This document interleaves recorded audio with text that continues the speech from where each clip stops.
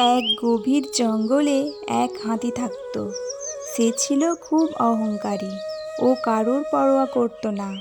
ও নিজেকে জঙ্গলের সবচেয়ে শক্তিশালী জন্তু বলে মনে করত।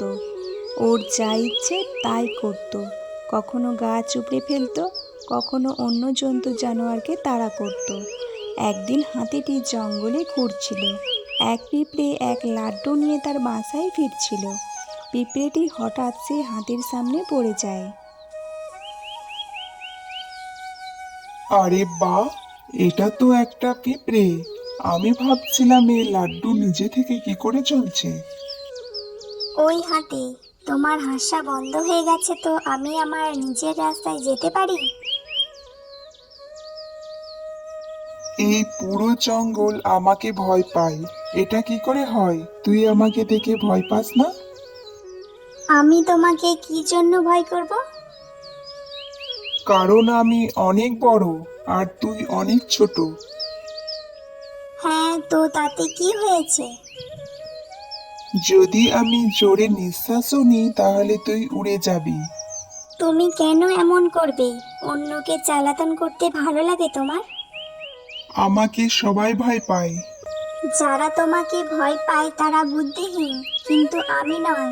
আমি কোনো ভুল করিনি, তাই আমি কাউকে ভয় পাই না, তোমাকেও না। এটা ঠিক নয়। তোমার আমাকে ভয় করা উচিত। সবাইকে আমায় ভয় করা উচিত। এই বলে হাতিটি পিঁপড়েটির কাছ থেকে লাড্ডুটি তুলে নেয় আর খেয়ে ফেলে। দেখ, আমি তোর লাড্ডু খেয়ে ফেললাম। এটা তুমি কি করলে? আমার পুরো অর্ধেক দিন লেগে গেল ওই লাড্ডুটিকে নিয়ে আসতে, আর তুমি ওটা খেয়ে ফেললে? তুমি অনেক খারাপ হাতি, তুমি খুব শয়তান। পুচকে পিঁপড়ে, তোর কথা শুনে আমার খুব হাসি পাচ্ছে। তোমাকে শিক্ষা দিতেই হবে হাতি। তুই আবার আমাকে কি শিক্ষা দিবি? যা এখান থেকে ভাগ। এরপর পিঁপড়েটি হাতির পা দিয়ে উঠে হাতির কানের ভেতরে ঢুকে যায় আর জোরে জোরে কামড়াতে থাকে। আরে, এটা কি করছো? মাফ করে দাও আমায়, ভুল হয়ে গেছে। দয়া করে আমাকে ছেড়ে দাও।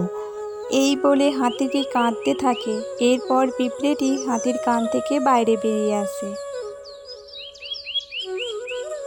বুঝতে পারলে হাতি, সব জন্তু একই বরাবর হয়, হতে পারে বড় কিংবা ছোট। তুমি ওই জন্তুদের বিরক্ত করতে পারো না যে তোমার থেকে ছোট। হ্যাঁ, অবশ্যই। আমি আমার শাস্তি পেয়ে গেছি। আজ থেকে আমি আর এমন করব না।